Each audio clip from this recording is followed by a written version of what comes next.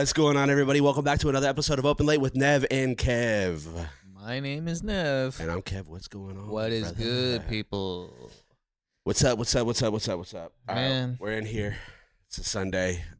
This is new for us. We don't usually film on Sundays. I'm usually, because I was working weekends, but schedules changed back to normal.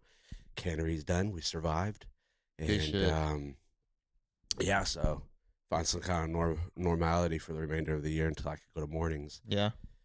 Yeah. You got something new brewing underneath that hat too, don't you? Yeah. It's brewing just like that coffee cup in your hand.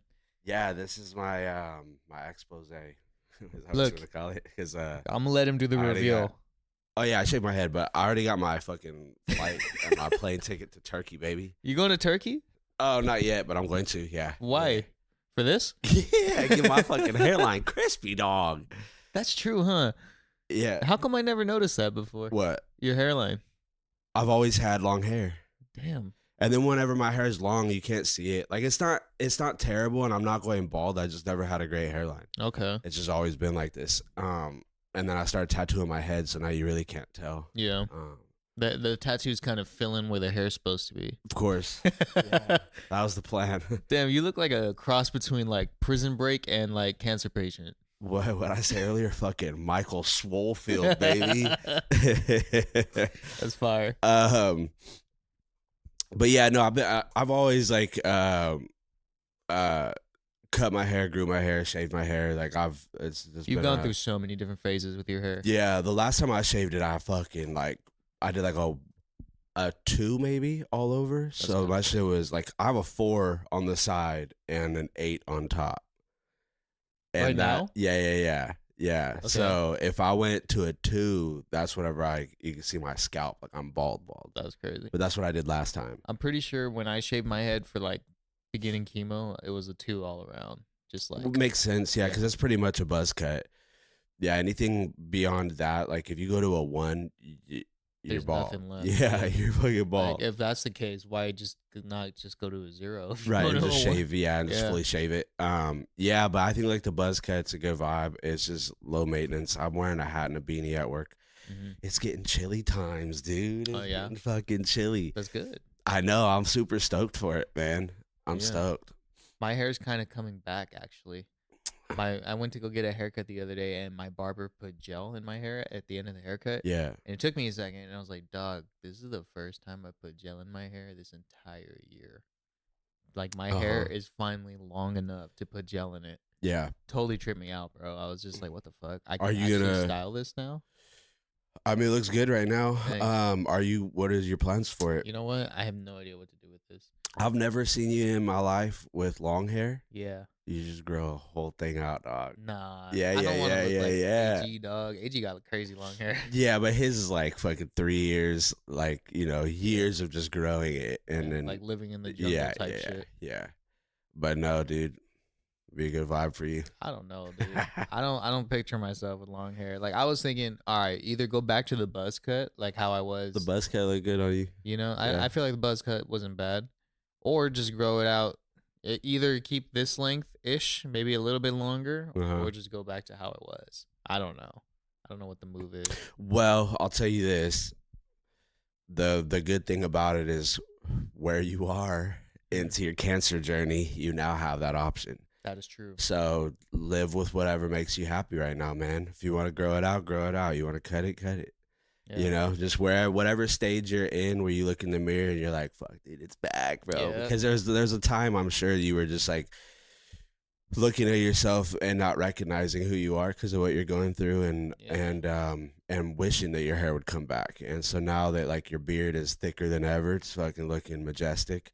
And then, and you're able to go get haircuts. You're able to go do something other than just getting it hacked off, Luxury. Of course. Like when I first started the chemo and stuff, like, the number one thing with cancer treatment is not just the physical side effects that going through chemo has, but it's a mental battle too. Because when you shave your head, whether you do it on your own or you wait for all the hair to fall out, right? You start looking in the mirror and you don't recognize that person you see. It feels like you're looking at a stranger every single time. Yeah. And like, especially with the chemo and stuff, like, dude, I had no nose hairs. I had no eyelashes.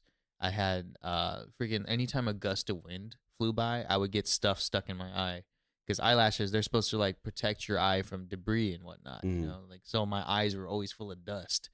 And then like my nose was always dripping, like running, because there's no nose hairs to stop like the mucus from falling. Yeah. So it was just drip, drip, drip. And dude, I think I remember those times so vividly. So now it's like now I look in the mirror and I'm like, I'm starting to feel like myself again. Right. You know, starting to recognize that person that was here before all this bullshit. Yeah. So it's been cool, bro. It's been cool Yeah. to, you know, go through the motions, you know, kind of gives you a deeper appreciation of all the shit when you do got it back. Of course, man. And I will say, got your ass in the fucking gym, baby. Oh yeah, Broken culture, dog. Yes, sir. Yep. I know I probably look like a douchebag wearing a fucking gym shirt on a podcast. It's because we're going to the gym right after. Yeah, this. I'm catch a sick one with me on Sunday. Yeah, I'm not doing this to like be a douche or nothing. Like we're just going to the gym after. Pre-prepped. There we go.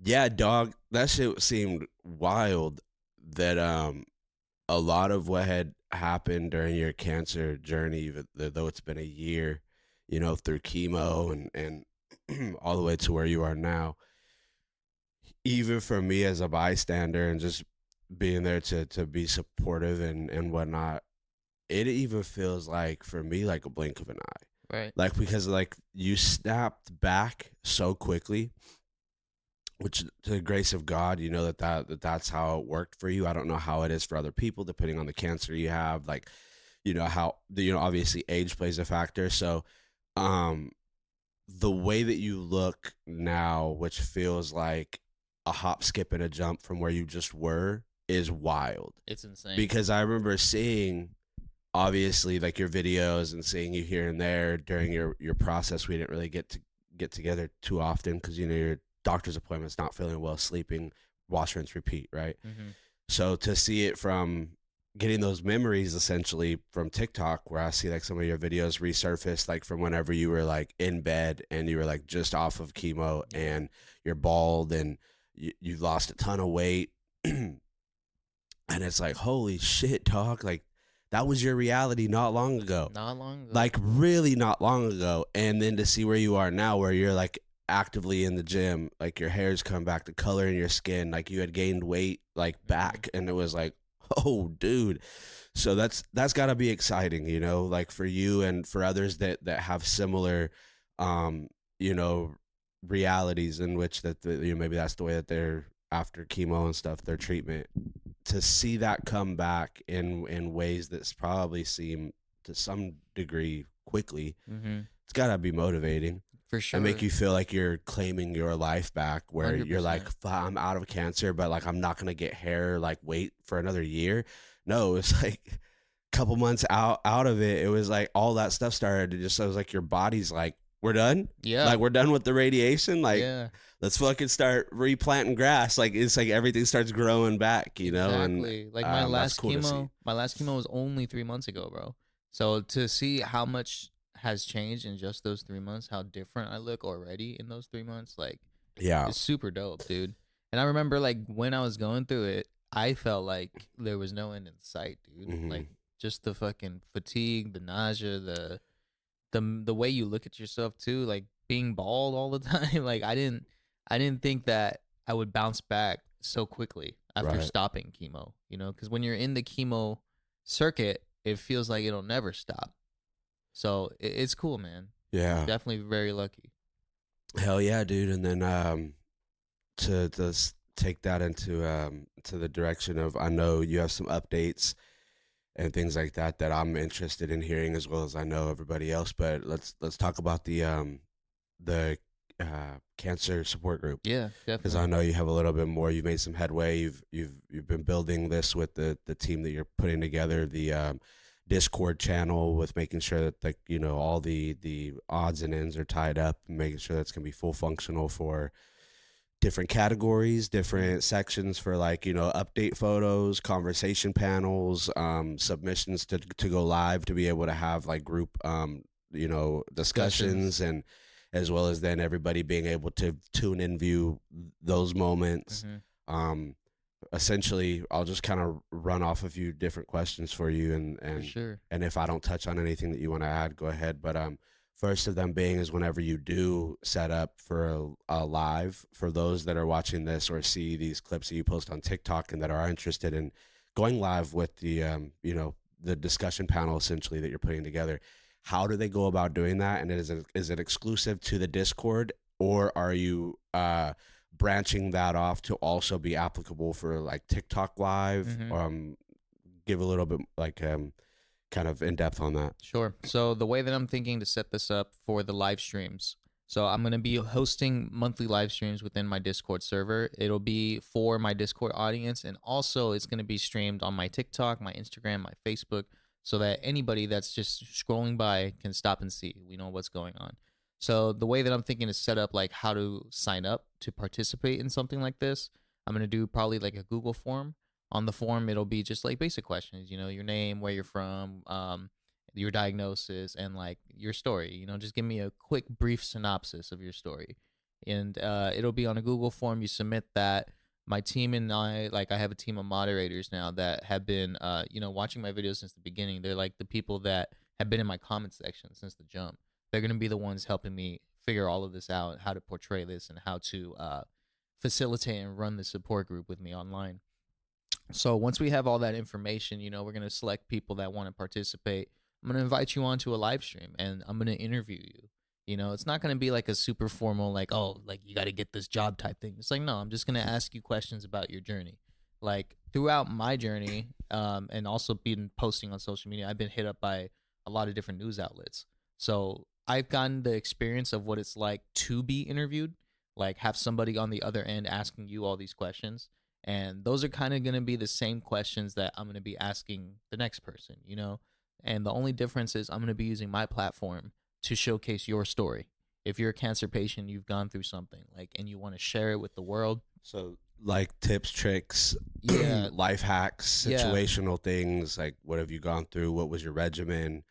What do you do to keep yourself mentally stable through that time? What does your support kind of look like? So survival tactics, as well as just people's ability to use it as a diary platform to speak on things that are weighing on their heart. Exactly. So you're having multitude of dialogue. It's not just informational and like you said, like too corporatized, where it's like it's not going to be the so same formal. talking points. You want it to be loose and like a discussion amongst friends, amongst a curated group of people that are all in the same suck essentially together, and being able to lean on each other and build a real community that doesn't feel like a fucking pay to play. Exactly. Like, well, give us $10 a month and then you can play access your song on our live. You can access this and you can submit your story and then maybe you'll be picked for the live. So you're wanting to keep this, which I know we've talked, so we already know where we stand on all this, which is like the beauty of keeping this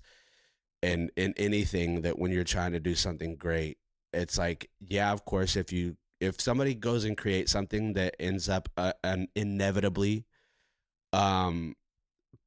being positioned to make money or to have to pay people, then there is things that have to change. I'm not saying this, for example, like the Discord, but you get what I'm saying. Like when people are like, oh, this is becoming bigger and bigger and bigger, and then you're like, oh, okay, like you're doing like locational meetups and doing panels in public, and you have a team where you're having to pay people. It's like there are ways in which nonprofits and for-profits, they branch from doing these small things. So it's like to know that at the beginning of wherever this takes you, or wherever this even if it just stays as a Discord and you have no ambitions further, to know that people have a free entry to be a part of something from the beginning, and to know that this is a safe space that is built and by somebody that is a cancer survivor. And it's an everlasting battle you fight, because that fear is always around the corner for you on if it can come back. Am I doing everything right? Am I not fueling, the cancer cells, if there are any that are dormant and hiding, and so that it's just because you've defeated the cancer that you've been fighting, you're gonna always live with that. For the What rest of if? your Am I life. okay? For the rest of Like your you, life. like with you not wanting to take your chest port out until another 6 months because they were like, you really have to be fragile with how everything kind of looks within the scope of a year because you're fully into remission. You know, you're cancer free. Your body reacted and took on the therapy incredibly. So now Mhm. you're in a state of like, all right, It's like like that waiting game. You know, you yeah, gotta wait you get 1 year. nervous. Like especially my cancer, Hodgkin lymphoma. My doctor told me within the first 1 to 2 years is the highest likelihood that you would have a recurrence. Typically, the first year.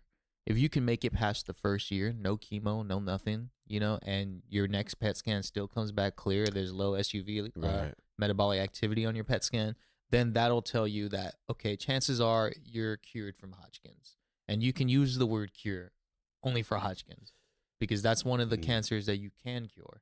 You know, there's a lot of other cancers that are incurable. You just get like remission period that lasts 5 years, 10 years, So would 15 it be years. something like a bone cancer or Leukemia is a bone cancer. okay? So Um, that's like one that you can only keep battling it. It never fully eradicates I or think leukemia. I'm not too entirely sure on leukemia. I probably should because it's also a form of blood cancer too. But I just know for sure Hodgkin's is one that's curable. okay. You know, so that's cool. That's wild. I didn't know that.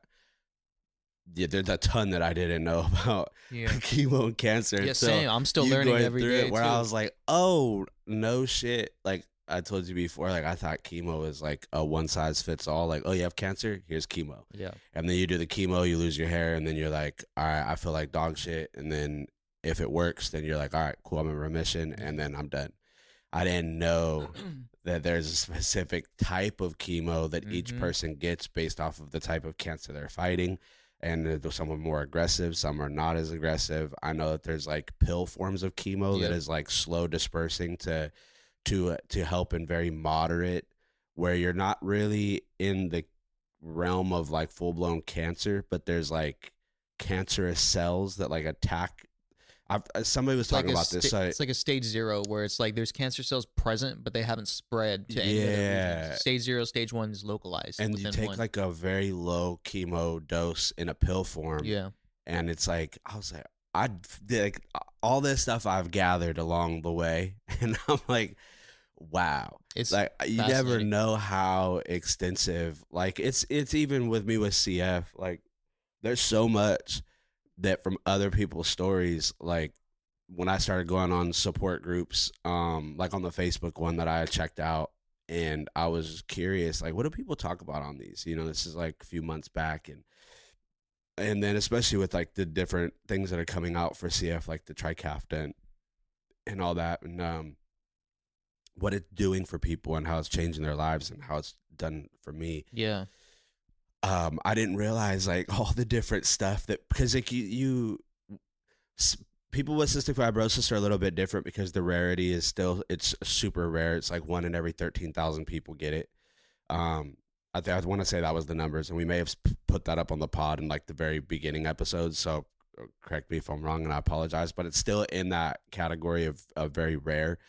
And even in CF, you have different gene mutations. So you know, from I won't ramble off the genes. I know, and I'm only saying that I'm not because I don't know the territory in which a lot of people I've heard don't like to talk about their genes and I don't know enough about the other ones other than mine, and I don't want to just spew it out there Yeah. because I'm not sure why people don't do it. So I'm like maybe I'll wait, which I don't care, but I'm not too sure exactly why people don't like sharing that information. But point being is like when I seen like like from the most aggressive to moderate, everybody has a different reality, Mm-hmm. and I have the more aggressive version of it, and my reality is totally different. And so while looking in these groups, it like opened up such a big like world of I had no clue. That other people were going through things Yeah, even more because I'm like, intensive oh, I than you. have the more aggressive version, and I'm out here in the gym. You're I've ran chilling. my body through the ringer, Thank God. like Yeah. drinking, partying, doing my thing, like redlining, just being how I am. You would never be like that guy has You cystic couldn't tell. fibrosis, you know. So I always am like, oh, because I'm in the gym and I'm healthy and I'm good. And I used to have a really bad chronic cough. That was like the only thing. And people would always ask me like, are you sick?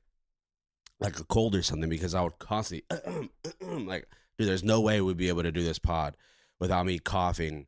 Or for you to Literally, even rap. dude, yeah, like when I would get on stage, for some reason it would go away. When I would do long form talking or presentation in college, it would kind of go away. But it was weird. It was like just a constant, persistent, chronic cough, and it was like a tickle in your throat. Like it just never fucking went away, dude. And it would like hack and cough and cough and cough. And that's why I was like, I always said like that's why I had abs my whole life. Because you've just been coughing. Just 1,000 times a day. Out. Yeah, dude. So I was like, and also it burned so much calories, coughing and contracting your stomach all day long. It's like you're exerting so much energy that, you know, you already have a hard time gaining weight with CF, or at least the one that I have.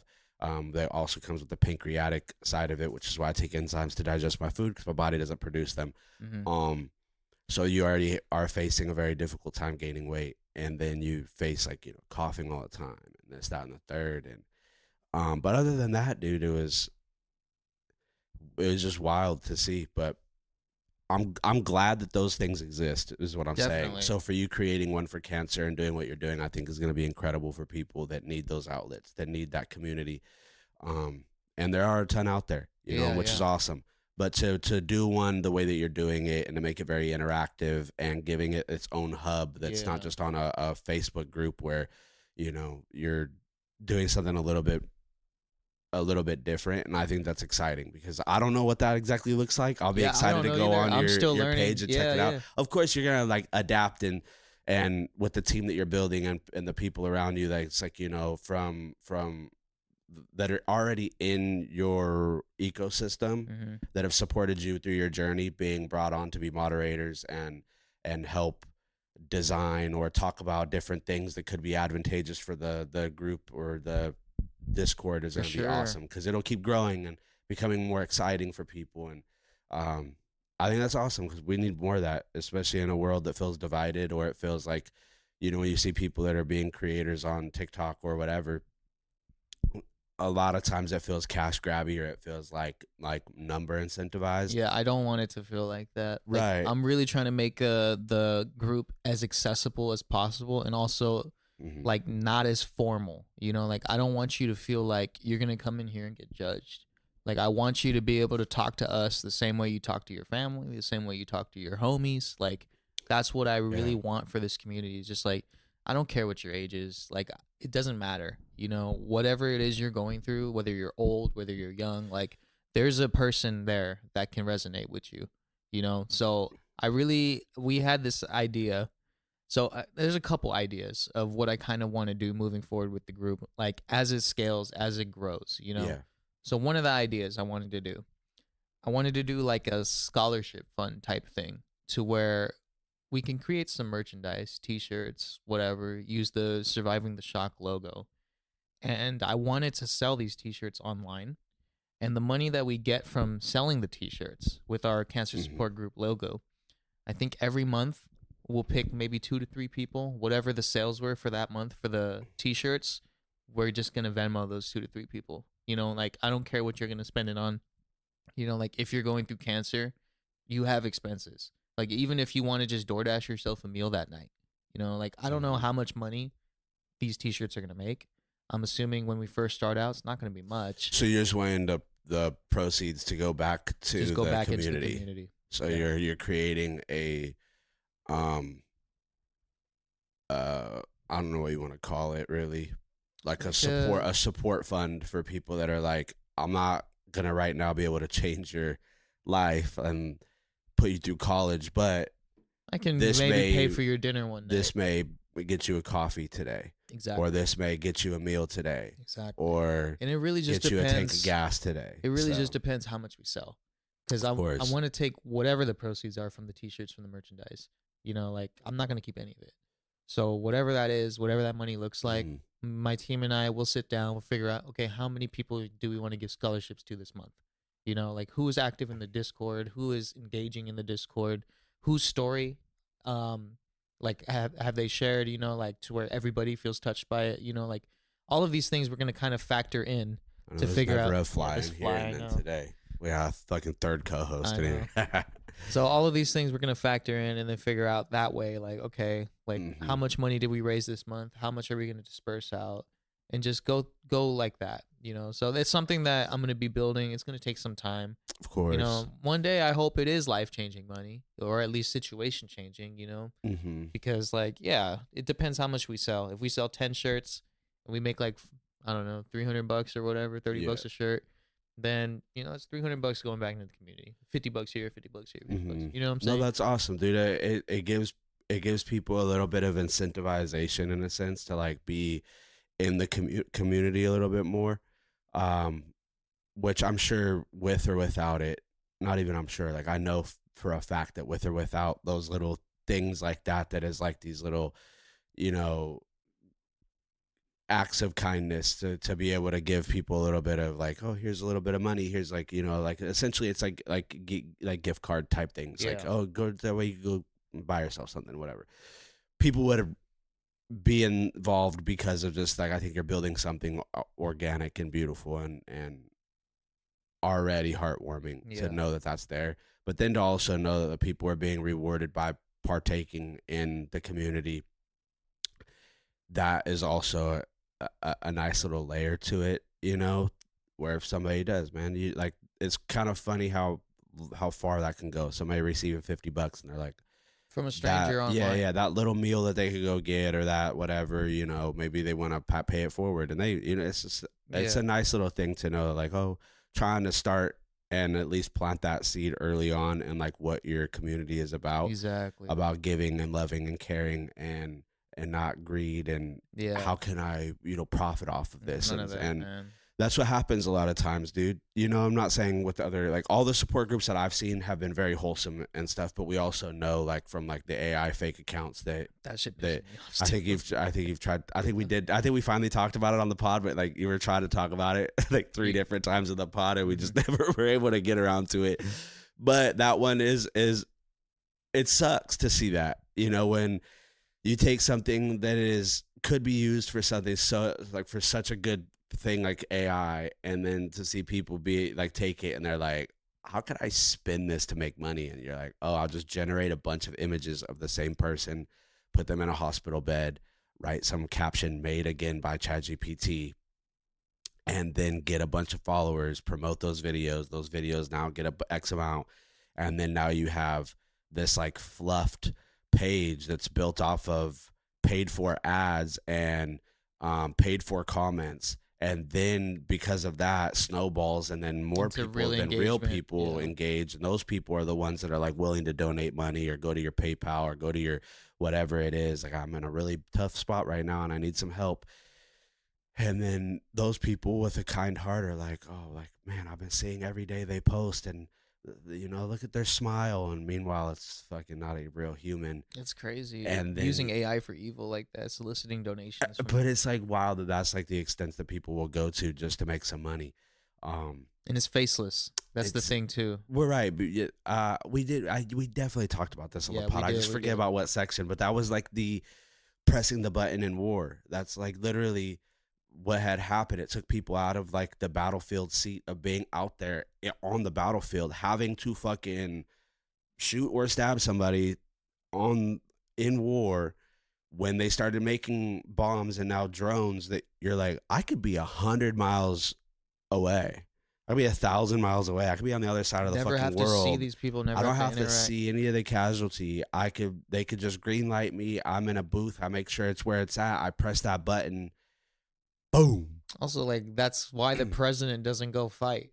They just press a button. Back in the day, when there's two disagreements between two leaders, they would chunk it out, Yeah. and the whole crowd would watch these two leaders chunk it out. Dueling and stuff. They used to do all that kind of shit.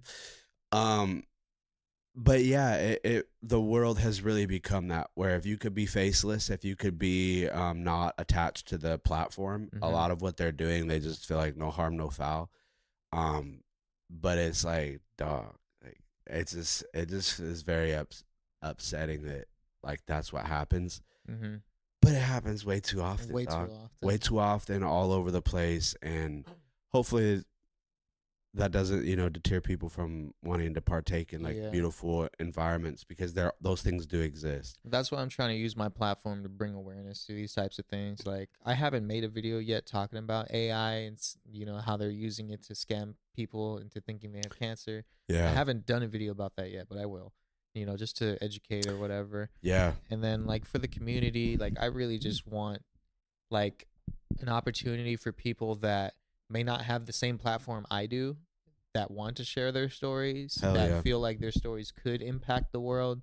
Like, hop on my platform, man. Like, I'm not gatekeeping nothing. Like, what's mine is yours, bro. Like, if you have a story that you want to share and you feel like this is impactful, tell me. Like, send me a message. We'll put you on a live Yeah. stream. I'll I'll interview you. I'll ask you questions. I'll help facilitate your story so that you can share it. And then you can hop on my TikTok. You can hop on my Instagram. You can hop on my Facebook. Like, we have technology, dude. And Yeah. like, I know how to use technology. So let's connect. There's a ton of people that are gonna obviously, which I think this is like great. Like, they're gonna see what you've done with your TikTok and the following that you've not only already cultivated from music and things like that, and having videos go viral, and been doing this for years now, Yeah. to see where you've purposed yourself through your cancer journey, and your life turning upside down from being in your mid-20s, being in LA, chasing a dream, doing music, being a part of all these different things, like, and doing all these different things, and documenting that, which Yeah, is cool to showing be the able to go whole back and see process. that now, and you could then resurface those videos and connect them to then your chemos and things that you've gone through, and you're like, holy crap, like, people really can go from living such a normal life where you look in the mirror and you think like, I think I'm good. Meanwhile, you have cancer brewing in your And you body, have no idea. and Cancer's then silent. boom, all of that has then happened. So for people to go and be able to look at your channel, and they're also in the pursuit of like, how can I purpose myself through my cancer journey? And I want to be an influencer. I want to, like, be able to reach out to people. So for them to be able to go to your Discord and tell their story, and be a part of a community that then can help them start something for themselves, because I'm sure, and I would like for you to say, like, the benefit that has done for you of sharing your journey, for what most people would be scared to. Like me, like, I wouldn't, like, I'm a silent sufferer kind of guy. Like, I'll just take it to the chin. I won't ask for help from nobody or my friends. Like, it's something that I've been told since I was little, like my mother and stuff, like growing up, like, you shouldn't be ashamed to ask people for help. If you need help, just ask. You have tons of people that love you, that will be there for you in a heartbeat, just like you are there for them. And I'm good at being there for others, but I won't ask. There's a Like, lot of people like you out there too. it, more than it makes me comfortable to think about. Yeah. And I know that I can take on a lot, right? And so because of that, I'm like, I don't want to put anybody in any kind of like bind or You don't want to burden anybody. burden it. Yeah, exactly. And a lot of that is being born with CF. I just took ownership of it. I'm like, I'm good. Like, I got me. I'm cool. Like, but there are a ton of people that maybe decided to do what you did, or they want to do what you did, which is like, I want to share my story. I want to connect and kind of like pull back the curtain to where you can't hide behind your suffering, which is what a lot of people do, right? Like, they're ashamed of the way they look, of the way that their bodies changed. If they were fit, now they're super Body skinny. dysmorphia is very Yeah, common and then amongst you're cancer like, patients. you had long, beautiful hair. Now your hair's gone. Your skin is like sunken in. Your eyes don't have like life in them. Like, that really, really, really could fuck somebody up. That is like, had like, especially for a woman that's like, I was so pretty and da da da. And that doesn't mean that in this current state that you're not. It's just that you look at yourself and you're like, I'm not. I'm like, who am I? So, without me rambling, because I could just keep fucking going. But the point being is like, what has that been for you and advantageous to pull you and help you go through everything by sharing your story? Sharing my story has been therapy for me, bro. Like, I don't have a therapist. My insurance doesn't cover therapy. So this has been like my self-prescribed therapy. I've kind Yeah. of just been, you know what? As soon as I figured out what's going on with me, I was like, why am I going to keep this just to myself? Like, first of all, it's very rare, for somebody young like myself to be diagnosed with cancer. Like, you don't see that often. When you think cancer, you think a later in life disease. But the truth is, Right. cancer doesn't discriminate. Babies get cancer. Like, there is no age limit as to when you can get cancer. The thing is, we just have trained ourselves to think cancer is more like a mid-age, late age type With thing. today's world, with the spike in adolescent and youth cancer There's so is much through the roof. through the roof. So you're kind of on the curve. I wouldn't say you're ahead of it, but you're on the curve of this upward swing of people getting cancer. Exactly. So because it happened to you early and it's more lights being shined on it, the fact that you're catching it and shining also light on it as somebody that's going through it is bringing a lot of awareness to a reality that is more seated in communities than ever before. I remember being young and you would hear like, oh, such and such's daughter or son, yeah, they got cancer, they have leukemia, and you're like, Yep. what? It was a shock. You're like, how? Yeah. And then it's like everybody's kind of like, we don't know, like luck of the draw, like That's I've kind no of what it clue. is. And but it's like it's unheard of. So when it happens, it's such a fucking travesty because you're like, what, that poor child, like you said, that's somebody that's like, yeah, I've been smoking packs of cigarettes a It's day like, every okay, day, no and surprise. I'm 60 and I just got lung cancer. Like, I'm not gonna Yeah. stop smoking because like Surgeon my General life, warned you. and same thing with alcohol. Well, I've been drinking every single day and I got cirrhosis of the liver and XYZ and but I'm gonna keep drinking. And those are the things that you're like, oh, That makes sense. that makes sense. Like, because you've been doing the things that have led you down that path that they tell you like, hey, the longer you do it, the higher percentage chance that this is going to happen to you is going to become, right? Yep. But then when you're young and your life is barely starting to blossom and then you're like, boom, cancer. Yeah, and I had like, how the fuck? dude, I'm healthy as hell, bro. I eat my fruits, I eat my veggies. I'm not afraid of vegetables. There's people that eat plain cheeseburgers and there's nothing that ever happens to them. They'll never eat a piece of lettuce or tomato or ever. You know what I'm saying? Mm-hmm. And it's like, I've been so healthy. I've been taking care of my health. I've always been eating good, trying to be active, be in the gym. I stay hydrated. I drink water. I don't drink that much alcohol. I don't smoke cigarettes. I've never smoked a cigarette in my life. Yeah. And I still got cancer.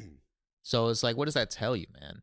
Like, cancer, it can be aggravated by environmental factors. Yes. Stuff in our water, stuff in our food supply, Red 40, whatever it is growing up, eating Hot Pockets for breakfast back when I was in high school, right? Yeah. So it's heating like, up styrofoam in the microwave. Exactly. The cup of noodles in the microwave. Yeah, which is so using bad. old pans that have been like the stuck. acrylic that pops that lifts off of there is all like microplastics. It's like cracks and in your pans, like all of those things. Yeah. They could have been a factor, yes. But also, what's the biggest factor is the genetic markup and genetic mutations in your DNA. Yeah. Cancer is a mutation of your DNA.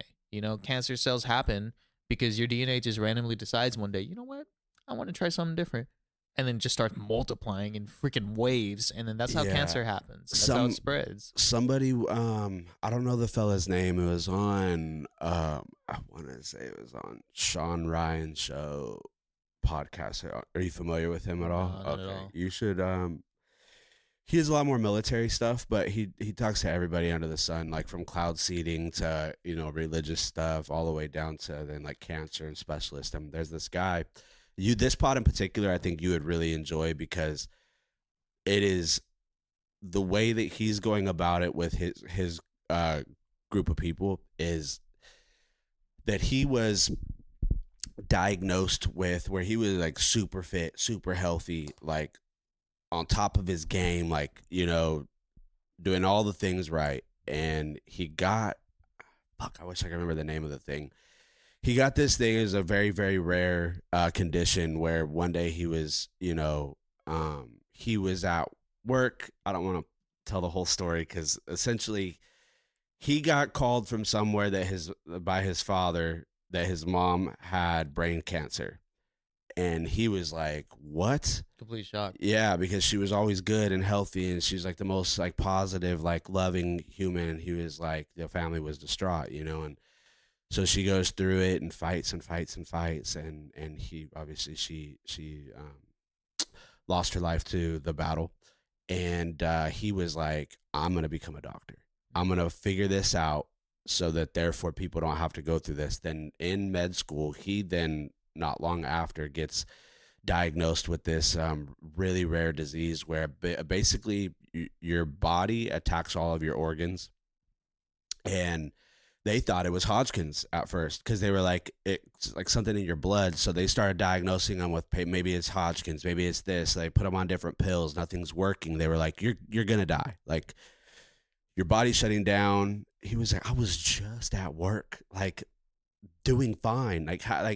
And then they removed all his lymph nodes because they were like, oh, if it's cancerous and they're all inflamed, that's why they thought Hodgkin's. And so the XYZ, they do all this stuff. And then essentially they find out that it's this rare disease. And so they give him the highest, most lethal basically dose of chemo that they could give somebody, because they were like, it's attacking your immune system, or no, your immune system is attacking your body.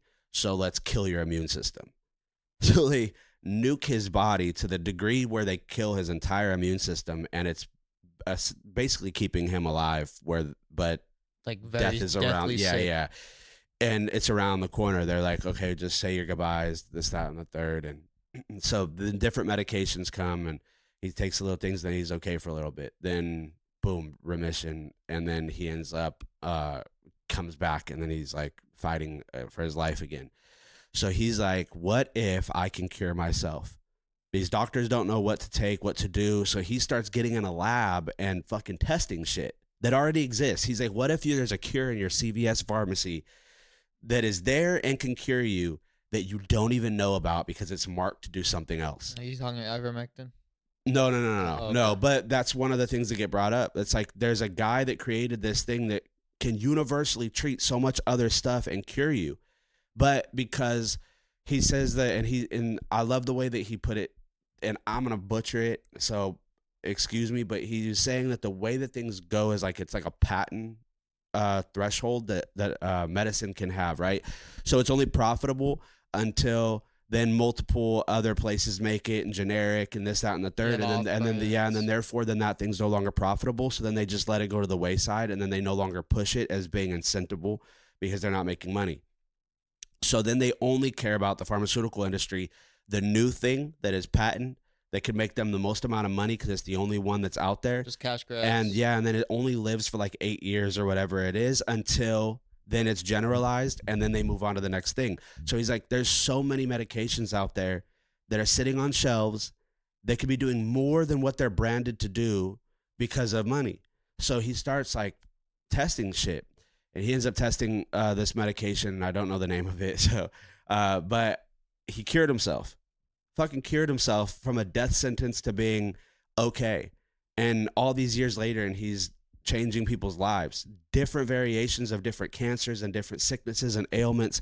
And he's finding medications out there that were labeled to treat something else, testing it on these people and completely giving them a new ability to live.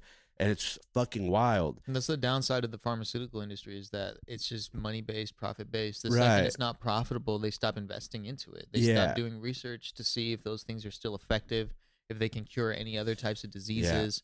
You know, there's so much stuff out there that we don't even know its fullest potential just because it's been, swept under the rug as soon as it stopped being profitable. And there's things out there that they might have done the research in the beginning, but then later they find out like, oh, this actually is not as good as we thought it was. Whereas I'm going to talk about fucking Trump talking about Tylenol. He's saying Tylenol causes autism. And it's like... Which if you take away from it not coming out of Trump's mouth, what is it, Pfizer, or what's the other one? Moderna? It was Pfizer and Moderna own Tylenol. Johnson? No, it was one of those two. Or is it Procter Gamble? No, I think it was one. Might have been Moderna. Anyways, it doesn't matter. One of them owned Tylenol. They separated years ago because they were like, "Oh, this is fucking people up because it's super toxic." It's liver toxic. People have died from it. Because of acetaminophen. And people were taking too much of it because they were like, oh, I'll just take one, and then they're taking another one, and then they're taking two, and they're living off of it. And people that live in areas where they're uneducated, they don't do the research themselves, they're just listening to their doctor, they're going to CVS, they're buying it off the counter, they look at what it says, they're doing that, they're also drinking alcohol, they're a plethora of different things. But you're already taking something that alone can kill you. Alone. You take too many, you could literally drop fucking dead because it's toxic to your liver. So they were saying that just like that, amongst plenty of other things, that yeah, it's toxic, and even Tylenol, they came out and had a statement that says we do not advise you taking our product. So, but because anything that comes out of Trump's mouth, and people get all like, all those pregnant women that started fucking eating Tylenol, killing themselves and their babies because they were trying to rub it in his face. It's like, fucking dumb. Did you hear about this was our a long people, time man? ago. Like, it's crazy. Remember the Tylenol murders? You ever heard of that? No. It was like somebody was going into pharmacies and he was swapping in like fake pills into Tylenol capsules and then like mysteriously like killing whoever bought it. Oh. You know what I'm talking about? There's a Netflix documentary about that. Yeah, I didn't see a documentary, but I have heard of that. Yeah, I didn't know it was related to Tylenol though, but I have heard. Yeah. And then that's why it says now on every medicine bottle, if it's been tampered with, if the seal is taken off, don't consume it. Yeah. But before, back in the day, it was just like free game, you know? No, it's wild, dude. But I don't know. People are so deranged over certain things that, like, it's like, hey, whether or not you fucking like the guy or you like RFK Jr., maybe don't do that. Yeah. Maybe don't eat 5 pills whenever the bottle itself says. The bottle doesn't say Trump said don't eat more than 2. The bottle itself, the manufacturer says that it's liver toxic and don't overconsume, and they're like, fuck Trump. And yeah, that's stupid. And then they're going to go and eat 5 pills I disagree to with rub that. it in his face. And it's like not only did you just put yourself in harm, but you killed yourself and your baby. Yeah. Because you were so mad at somebody saying, hey, you know, and granted, look, like he has a way he's like infected people with his personality that like anything he says is like nails on a chalkboard to these people that are like deranged, and they're already probably not mentally well if they're able to go to and stoop to that level of disregarding their child to rub it in the face of Trump, like, I'm going to eat this and be fine because you're a fucking liar. I think that's a rare subset of people, though. I feel like not fine. The normal person I'm not saying would like go hundreds do of that. thousands of people, but enough people are doing it to where it's alarming, like, hey, chill out. Like, everybody chill out. Yeah. Everybody just calm down. Look, maybe Tylenol is fucking bad. Maybe if you just look at the track record, maybe it's not great for you. Maybe you should be taking an ibuprofen. Maybe you should be doing something else. But I think it's Trump's delivery. Of course. 10 times in the same speech, Tylenol is bad. Tylenol is bad. It's like, okay, bro, like, why? Tell me why it's bad. You know, okay, give us some more information. Yeah. You know, that's where I disagree with that. It's just like, if you're going to be a public figure telling the people I don't think also, not to do it doesn't matter. It doesn't. I've learned this from arguing with women. It doesn't fucking matter how you say it. I could write it down. I could whisper it. I could yell it. I could say it in the most kind way possible. If it's something they don't want to fucking hear from somebody they don't want to fucking hear it from, it doesn't matter on the delivery. It matters on the person delivering the message. And that's the thing that people have to understand is like, he could say it in any fucking regard possible. He could sit up there as fucking presidential and as proper as possible, and people will still be like, fuck you. Give me a bottle of Tylenol. Because they hate him or because they don't want to hear it from him. It doesn't matter. Or they hate Bobby Kennedy and they're like, I'm going to fucking do it just out of spite. And that is a deeply seated and rooted amount of hate and disdain that you have for somebody, that you disregard your own health just to prove a point. There's no way of delivering that. It is the messenger. And that is the way that it is. Now, obviously, and this is not to, I'm not going to allow this to become political because, you know, chalk another fucking pod because I go on a rant. No, but there is a sense of like, I get it though. Like there was a time in, was it 2016 when he first ran? Yeah. Right? That was like peak Trump, dude. Like peak Trump, like comedy, fucking funny, hilarious. Shut up. All right, everybody shut the fuck up on this. Like, but he needs to talk more professional. Sure. Yeah, I'm not disagreeing with that. But it was funny. It was fucking hilarious when he would call people fucking pig face and he would just say the most outlandish shit because you're like, dude, like, how? And now the Democrats do it. And so now it's like, well, you did it first. That's like this fucking kindergarten child game that the both parties play, which is why nobody takes any fucking party serious. And which is why if you want to say that democracy is failing, it's because nobody can stand up there and be fucking professional. Like the last well-spoken president that's ever graced the stage, and I didn't like the fucking guy, is Barack Obama. Like, he's a fucking crook just like everybody else, but at least he was able to go up there and keep up the facade. He was the guy that everybody liked. He was the cool fucking uncle that pulled up to the, you know, like the way that he talked, and then he would sing, and then he would do this, and like Obama's invited to the cookouts, bro. Well, he's black, so he is the cookout, dude. He's the fucking one that starts the cookout. But Obama can hoop.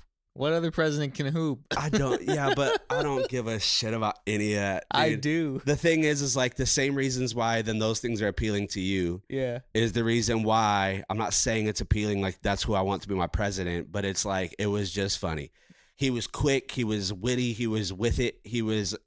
But I think he's significantly slowed down. Well, it's been 9 years. Yeah, I think like nobody should be the age that he is or Biden and be president. Hovering their hand over a nuke button. No. Like, when are we gonna see a president that's 35?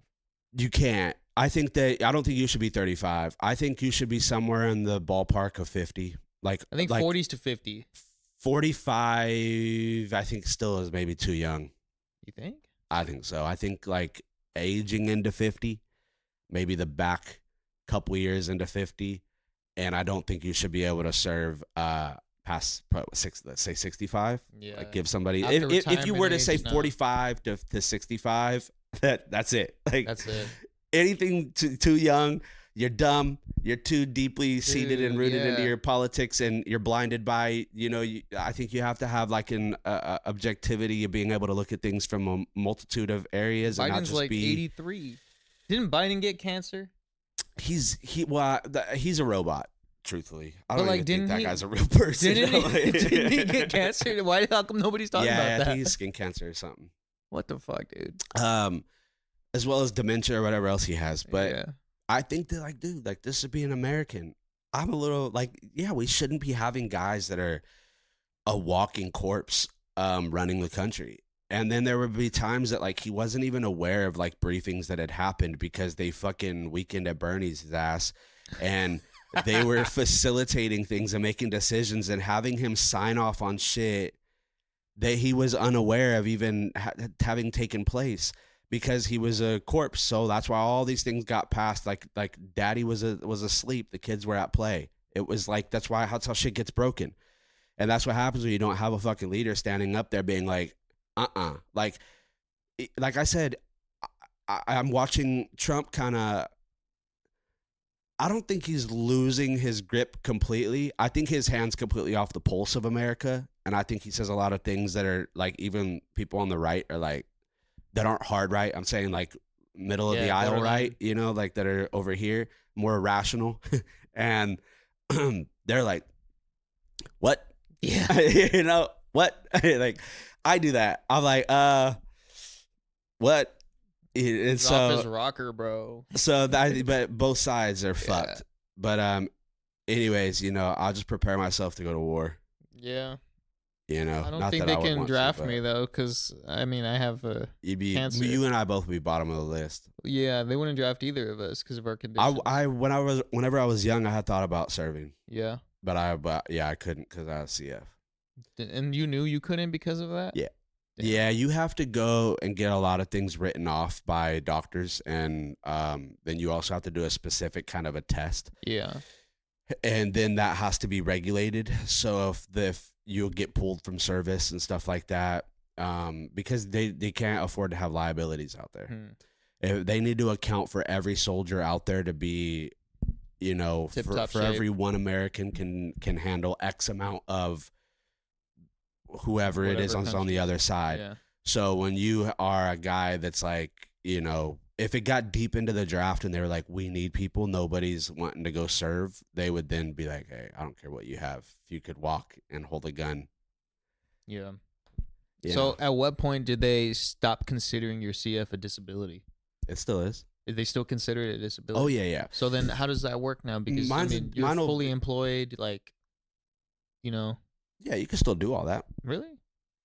So, Like be fully employed? Yeah. Yeah, of course. So then, like, why do they consider it a disability?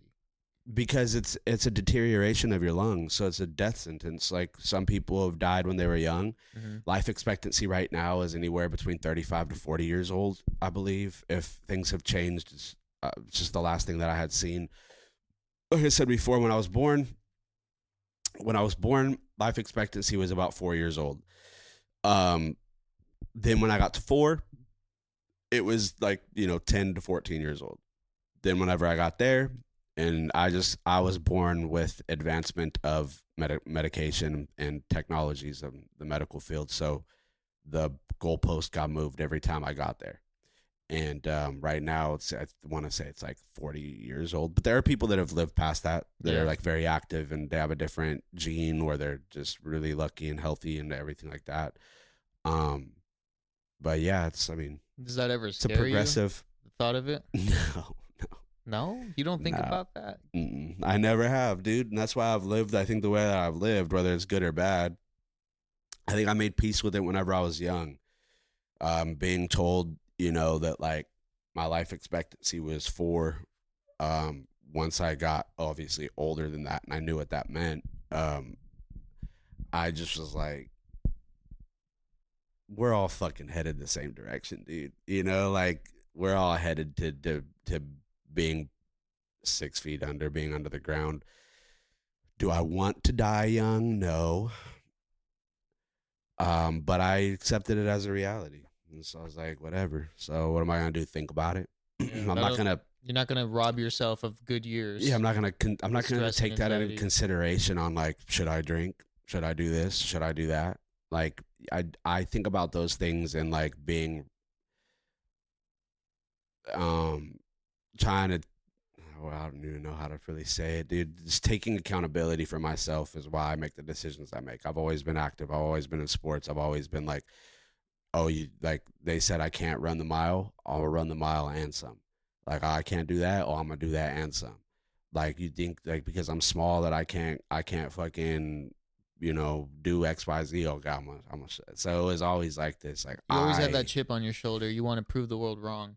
Yeah, it was like only God is gonna put limitations on me and tell me what I can and can't do. If you're in flesh and you're like me, like shut the fuck up. Like you could tell me you're concerned, like hey, be careful, and I'd appreciate that, and I know it comes from a loving place. But to put a fucking ceiling over me and be like, whatever, I'm like, nah, I ain't fucking accepting it, I mean, that's probably what's kept you so strong. Yeah, that and like. My mother, I said this before, but my mom being as strong as like she is, she would always just tell me like, "You're good, like you're all right, like keep it pushing," And she was just always the biggest advocate for me, looking up like holistic things of what could we do this, take some vitamins, like get. I told you before on like the pod 2 ago. Where she would get up in the middle of the night and like wake you up with protein shakes. Yeah, just so I could put weight on, or having me do the vest before I went to the hospital because the doctors were like, "Oh, he's never been to the hospital before." He's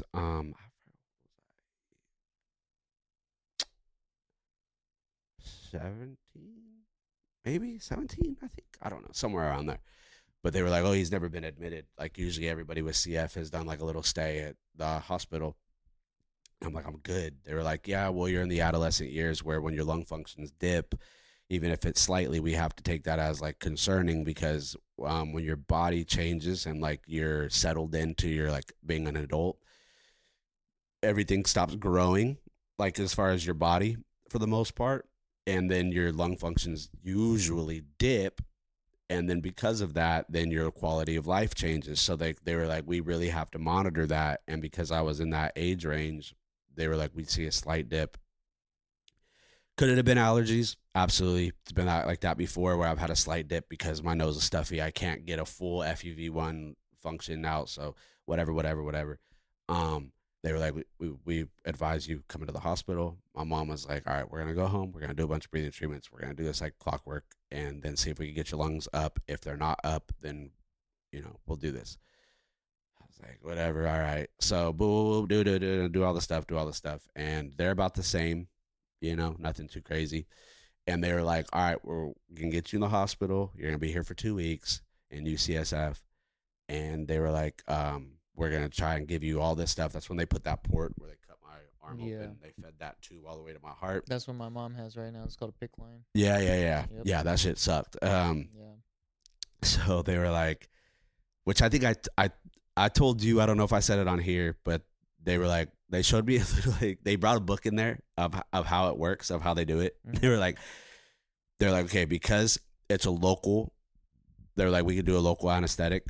They're like, basically, we're just going to numb your skin, and then we're going to cut you open and then feed the tube. And I was like, all right. My mom was like, you're going to what? And then I was like, whatever, get it fucking over with.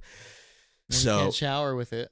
You can't shower with it. They put a tape deal over it. And then they have like this fucking cork thing they wedge in there so they could feed the tube and then they pull it out. Fuck yeah, dude. So I lay there, they grab my arm, they rub some shit on it. My mom's on this side. She didn't even want to look. She's like looking at me like, are you good? I'm like, whatever. Like, I'm laying there. They get a scalpel, cut my shit open. They put this little like cork deal, they fucking wedge it in there and it opens it up. And then they start feeding this. It's a wire inside of a tube. So that way they could keep feeding it. They get it to right here, where all your veins are, through like before your armpit. And they were like, it's stuck. Oh shit. And I was like, what do you mean? They're like, well, your veins are crossed, like your nerves. They're like, so we're going to have to push through. And I was like, okay, well, what does that mean? They're like, just take a deep breath and, we're going to have to just, and I'm like, okay. So I lay there and they fucking pushed through and it shot fire from my side of my face down my arm and my hand got fixed like this. Like it was like my whole shit was, because of your nerves. I was like, my eye, it just fucking felt so weird. And then they're like, okay, we're through. They pushed through. Took a little bit for the sensation to go away.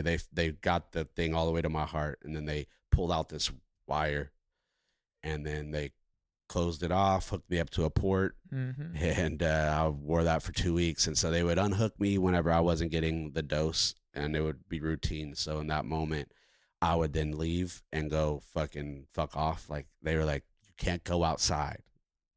So I went outside.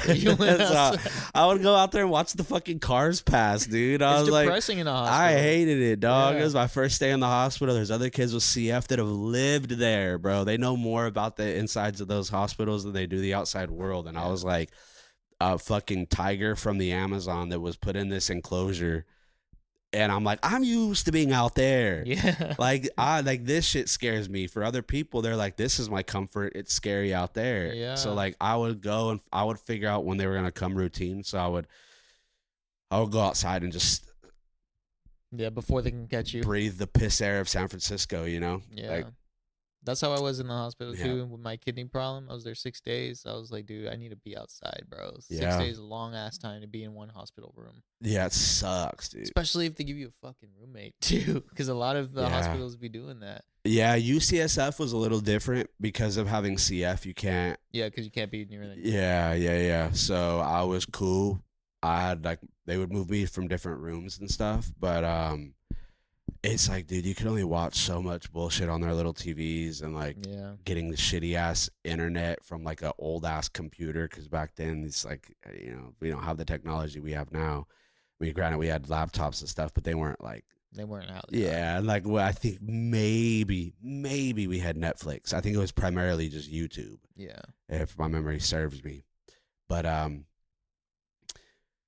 yeah, I know I just went on that whole little spin, but yeah, my mother was always like, you're good, like we got this. Like she's just like my teammate, man. Like she just always, if I ever felt any kind of way, like I just thought about her being like, we're good. We got this. And the funny thing is whenever I was in there, they were like, oh, your lung functions are staying the same. After my 2 week stay, they were like, we were hoping to get it up. It's staying where it's at. They were like, we want to warn you that when you leave, they're probably going to dip worse because you're not on this super intense medication. So your body's going to react to that of not having it, and you're probably going to dip down. They're like, but where you are now is your new baseline. So we weren't able to get it higher than that. So that's just going to be your reality. So we just want to keep it there. So of course, like always, I'm like, nah. I'm like, I'm gonna get this shit like better. Fuck that. And I left. Obviously, they ripped the fucking tube out of me. They laid me there, and she's like, crazy, all right, that you had to get a PICC line. Yeah, I didn't know that. Yeah, she's like, this is gonna feel pretty weird. Yeah. And I was like, okay. And she just fucking grabbed it, and I could feel it. I didn't feel it here, but I could feel it once it got past my shoulder cap. I could feel the whole thing come out, and I was like, oh, get me out of here, dude. Was it like a relief when it finally came out? It didn't feel good or bad. I just didn't really care. I was just like, if anything, I felt more free. Like I didn't have to be like worried about, am I dangling to something or is it snagged? Yeah. So that part of it, yeah. But they patched me up, and then the bus came around, picked me up, took me all the way to Modesto. Wow. I sat in a fucking bus, dropping sick people off at different fucking hospitals till I got out of It's crazy Frisco. they put you in a bus and you had CF. Yeah. Yeah. So their system isn't maybe foolproof, but but yeah, my mom was gonna come pick me up, but I was like, no, fuck that. I was like, I'll just take the bus. Like, there's no sense in her coming, because she was coming back and forth. I felt so bad. Too, yeah, and I was like, no, I'm good. So she picked me up at the bus station in Modesto. Your mom sent me a nice message on TikTok too. Oh, really? Nice. Yeah, she's always asking how you're doing, like daily. And it's very sweet. Yeah, she's a G, man. She's a great woman. But yeah, so when I got out of the hospital, I had a doctor's appointment. It was like a month after that to make sure everything was good and my levels were going to tank. So they just wanted to monitor how low they went so they could put me on a regimen. And when I came back and I did my FEV1 and they did a full test, my lung functions were better than before I even went in the hospital. So not only did I didn't dip, but I on my own outside of the hospital improved my lung functions. It's a very rare case then, you would say, for CF patients, right? Typically that doesn't happen. Yeah, I guess. I don't know, dude. I have no clue. I have fucking I never really know how to talk about it. Cause I see other people that are like doing everything right and they are like in chronic pain and this, that, and the third, and I'm like, do you ever feel like imposter syndrome? Because you do have CF, but not nearly as severely as people that you see with CF. Yeah, that's why I don't like talking about it. That's kind of how I feel too about Hodgkin's. Yeah. Because you start comparing yourself. Well, it's like a survivor's guilt. Yeah. It's because I've been so lucky. I'll call it luck, but I've also done a lot of the work. Like I've done the work, but it's like I think a big mentality thing, and I was like one thing that I've carried with me forever that I'm always like, I think this is like a fucking mental thing. Like I think like the instillment early on of my mother, which like the words of a mother is so fucking important to hear. Like your father too. I didn't have that with my dad, and it wasn't till later on in life that, me and my pops are like cool. And like now we're like solid, like we're good. But when I was young, I was that difficult kid. And, but I was very, very close with my mother. And anyways, this is my testimonial because I'm saying like hearing it from my mom. I watched my dad from a distance, like just him be so like stoic and like a giant. Like he's just like, nothing could fucking break him. Nothing could take him down. Nothing could deter him from his path. Like he's just like a driven, motivated, like great idea and depiction of a man. Right. So I seen that from a distance. So it was like, I admired it outside of him being my father, because we didn't have like a good like son-dad relationship. And like, I would say like a large percentage of that is my own doing, and is resentment, not understanding, being mad, him already being not your typical like, come here son, let me give you a hug, everything's gonna be okay, sit on my lap, let me tell you a story. He was kind of like, Yeah, pick yourself up. Like, Man it up. was just emotionally Yeah. distant. But anyways, but no, hearing that from your parent in general, but for me, my mother, that like, we got this. You're good. You're all right. Everything's cool. Like, keep pushing. They said no. Show them why you can do it. Go do that. You want to be this? Go do that. I believe in you. Yeah. And having that, I'm like, oh, like, then the adverse of that is a parent that's like, no, no, no, oh, don't go over there, Then don't you touch grew that, up don't scared go of do the that. world. Yeah. You build that in your mind. It becomes a part of your chemistry. I think that becomes a part of your immune system. It becomes a part of your like self belief, where it's like it doesn't matter how fucking bad things could, like I've flown off of a cliff in a fucking van and a tree come through and damn near take my head off, glass in my body, and I got out and I ran up a hill. Meanwhile, my body was banged up and I had whiplash in the next fucking Tuesday. But it was like this, like I'm good, like I'll figure it out. Like boom, get in a car accident with Daisy. Like the first thing that I do is I snap into this mode of like survival. Everything's cool. Let me make sure they're okay. Let me make sure you're okay. Meanwhile, I'm all fucked up and I don't even. But it was always like I'm good. Like I got it. Yeah. I fucking get in a motorcycle accident. Fucking get knocked out. Fucking bike hooks to my leg, takes me with it. Like break my fucking teeth. I'm bleeding everywhere. I can hardly walk, and yet I'm up. I pick my bike up, and I'm like 8 days I can perform. It's like why am I like that?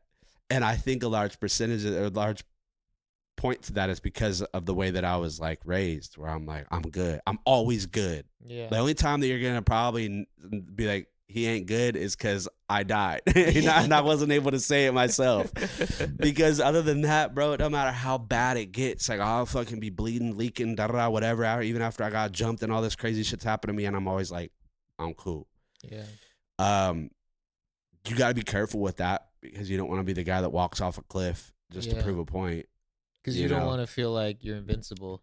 Right. But a lot of the time of my life being young, that's how I felt. And that's what led me to getting into a lot of these different things that probably I shouldn't have. But I've always in the back of my mind, like I put the grace to God of being like, like I don't want to squander the gifts he's given me or the reason why I'm here. So my pursuit into my 30s and where I'm at now is to completely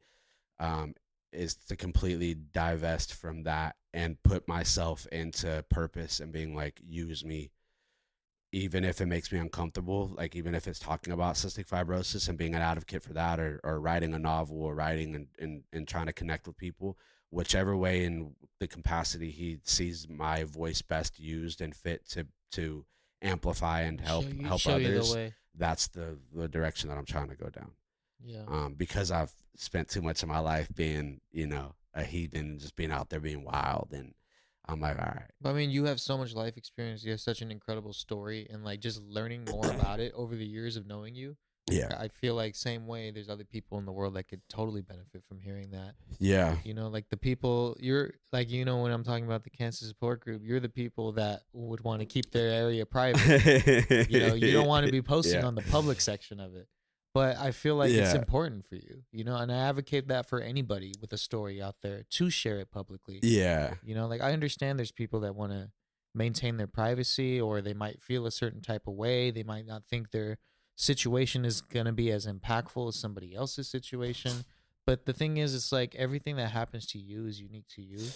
And everything you've gone through is your own testimonial and your own story. There's nobody out there that can replicate that can amplify that can compare to that.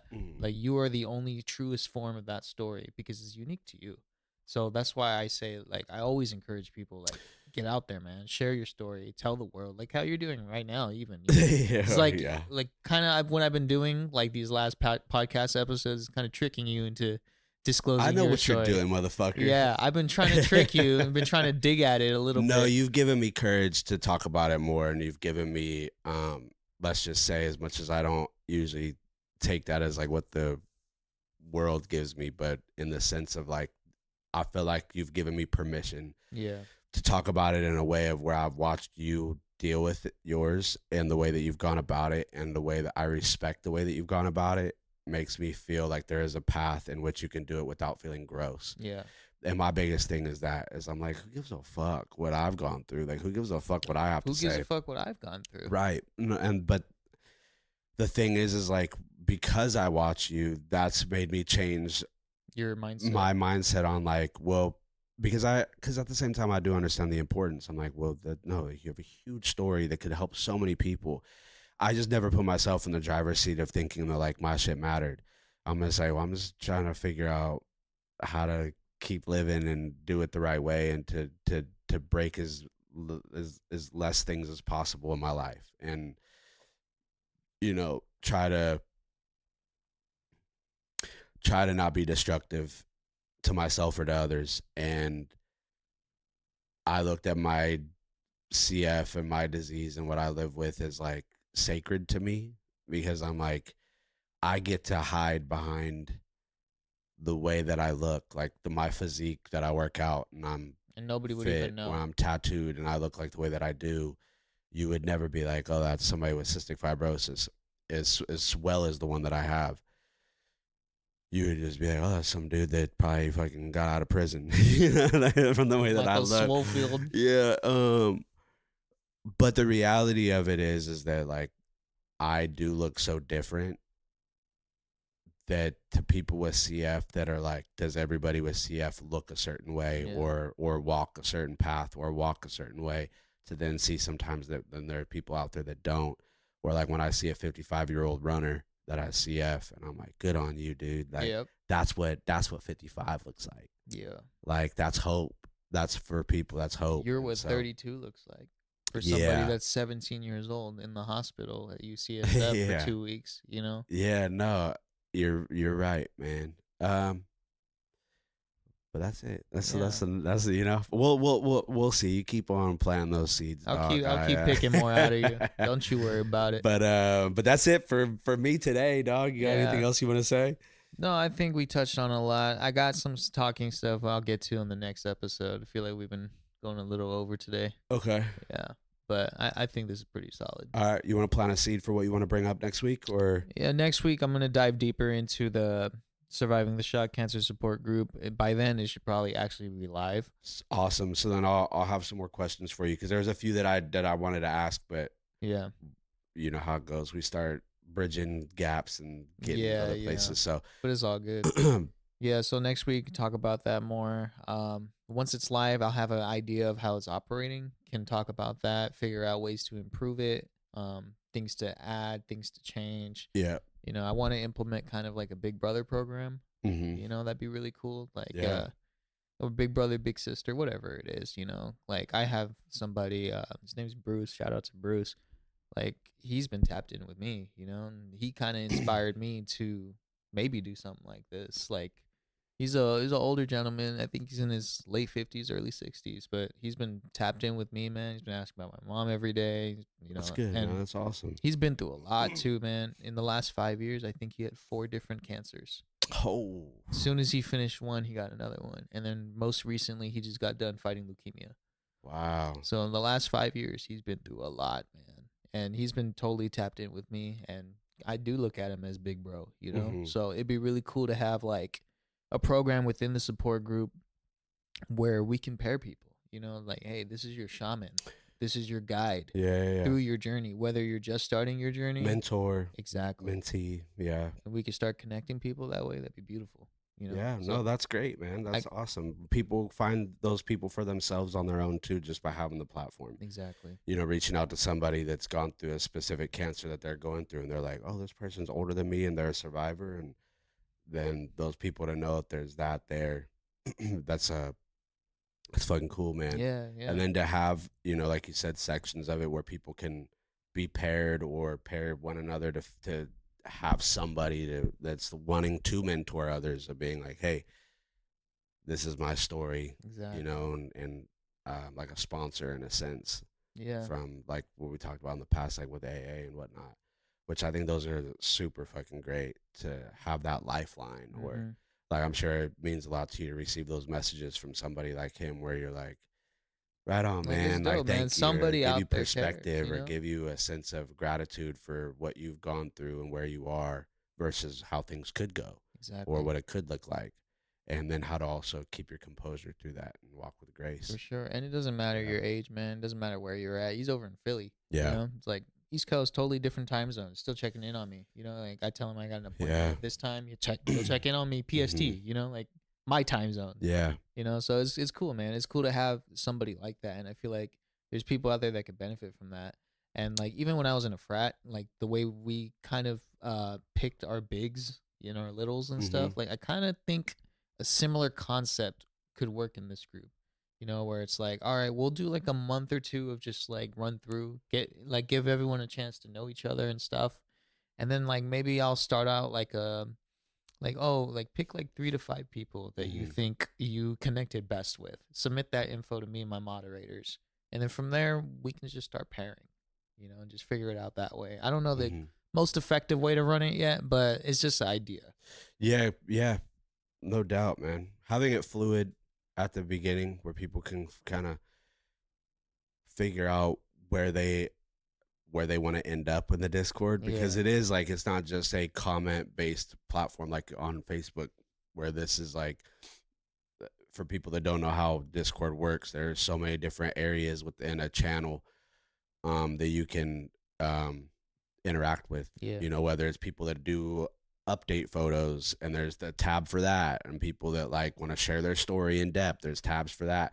I don't know how obviously you're designing yours, but from ones that I've seen for music and gaming, like there's tabs for everything. There's badges that people get for how long they've been a part of the Discord, how long they've been interacting with the Discord and the community.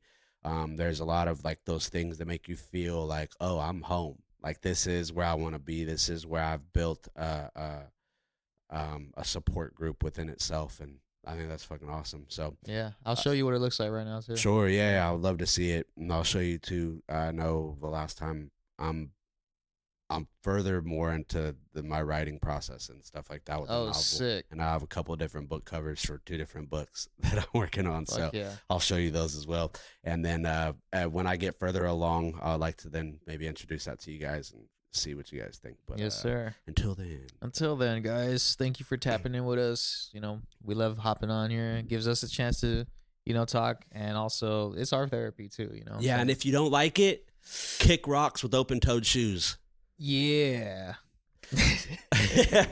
Love y'all. Yeah, love you guys. May God be with you. Stay on your path. Stay optimistic in whatever you're facing right now, and keep being great. Yes, sir. Always open, never closed. Yeah. Until now. Gone.